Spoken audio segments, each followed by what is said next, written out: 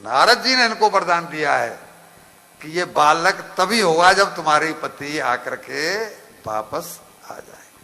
कल्पना करो कितने साल तक प्रहलाद जी उसके उदर में रहे, और जब वो लौट के आया है तब बालक का जन्म हुआ है। और जो हम प्रसंग कर रहे हैं ये प्रसंग वो है कि फिर बालक जब ये 5 साल का हो गया तब भेजा गया विद्यालय में। जब विद्यालय में भेजा गया तो कह दिया गया कि इसको पढ़ानी है तुम्हें विद्या दैत्यों वाली। जो इनके गुरु हैं शुक्राचार्य जी, उनको बोला कि इसको विद्या पढ़ाना दैत्यों वाली, क्यों कल को ये राजा बनेगा, दैत्य है तो राजा ही बनेगा। लेकिन हुआ क्या,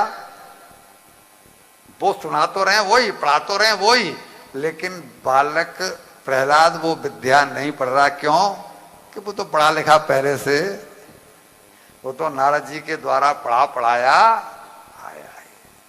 तो एक दिन हिरण्यकश्यपु ने बड़े प्रेम से अपने लाड़ले लाल को, 5 साल का बालक है, अपनी गोदी में बिठाया और गोदी में बिठा करके पूछा कि बेटा तुम स्कूल जाते हो तो वहां तुम्हें क्या अच्छा लगता है, तुमने वहां पर क्या पढ़ा?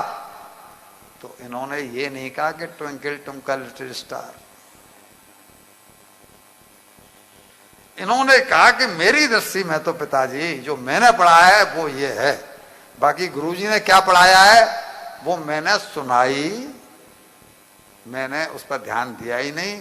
मैंने तो ये पढ़ा है कि हर व्यक्ति को केवल भगवान का भजन सुनना चाहिए, भगवान का भजन करना चाहिए। गुरुजी ने क्या पढ़ाया है मैंने पूछा ही। मेरी समझ में हर प्राणी को भगवान का चिंतन करना चाहिए। तो उनके मुंह से अपने दुश्मन का नाम, नारायण का नाम सुन करके और उनको बहुत क्रोध आया, वो बहुत नाराज हुआ।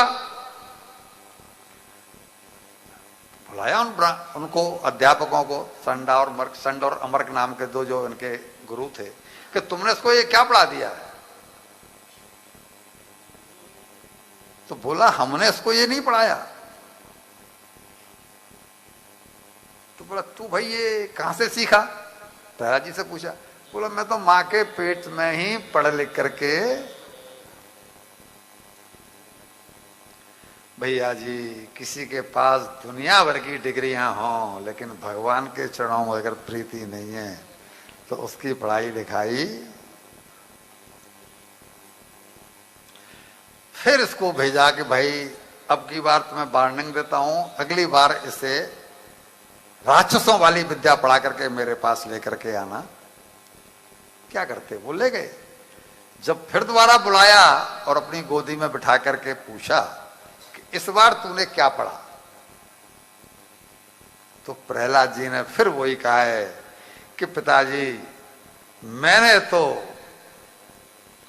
नवधा भक्ति पढ़ी है, 9 प्रकार की भक्ति मुझे रुचती हैं और हर इंसान को, चाहे वो स्त्री हो चाहे पुरुष हो, इसको जीवन भर इन्हीं 9 भक्तियों में रमण करना चाहिए।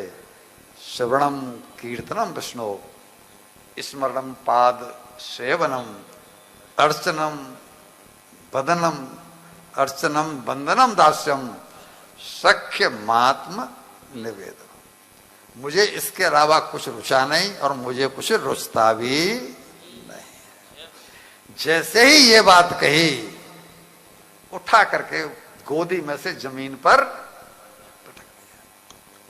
बोला तू मेरा बेटा नहीं हो सकता, तू तो जो है ना दुश्मन का नाम लेता है। और फिर तो जैसा कि आपने सुना है कि ऊपर पहाड़ से गिरवाया, दहकती आग में डलवाया, सांपों से कटवाया, और होलिका वाला जो प्रसंग है अग्नि में जलवाया, लेकिन इसका कहीं भी कुछ बिगड़ा। भैया जी भगवान के यहाँ न देर है और न अंधेर है। एक बार इसको बंद कर दिया एक कोठरी में और भूखा रखा कि एक वैसे तो किसी तरीके से मरता नहीं है, लेकिन जब भूखा रहेगा तो अंत में एक न एक दिन अपने आप मर ही जाएगा। भूखा रखा और जब भूख 1 दिन रह लिए, 2 दिन रह लिए, और जब प्राणों पर बनाई तो ठाकुर जी का सिंहासन हिलने लगा। लक्ष्मी जी को पुकारा, लक्ष्मी तुम अन्नपूर्णा हो, तुम भवानी हो, मेरा सिंहासन क्यों हिल रहा है? सृष्टि में कोई भूखा तो नहीं है?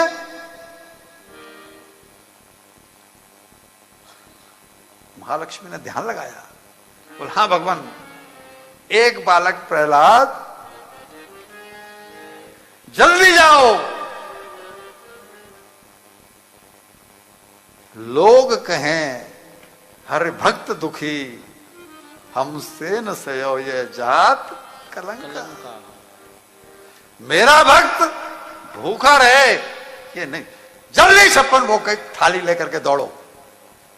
जो लक्ष्मी जी दौड़ी, जाकर के अपने हाथ से प्रहलाद जी को भोजन कराने लगी, तो बाहर गार्ड देख रहा है कि ये कैसे, ये बालक भोजन कैसे कर रहा है? उसे लक्ष्मी जी के दर्शन तो नहीं हो रहे, लेकिन प्रहलाद जी के दर्शन हो रहे हैं।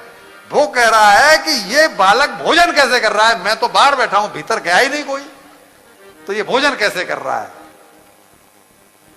उसने पूछा उससे, जब वो कर रहा तो वो दौड़ा दौड़ा गया हिरण्यकशिपु के पास कि भगवान चमत्कार हो गया। क्या हुआ? बोला प्रहलाद भोजन कर रहा है। बोला तू कहां था? बोला मैं बाहर ही था और मैंने किसी को अंदर ही नहीं जाने दिया, मेरे होते हुए कोई अंदर नहीं गया है। तो फिर भोजन कहां से आया? बोला ये मुझे नहीं मालूम।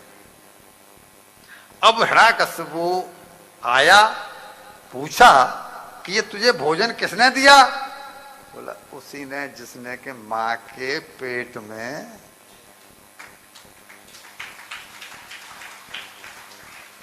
तब कौन दिया था? किसने दिया था? तो मानना पड़ेगा ना कि उसी ने दिया था।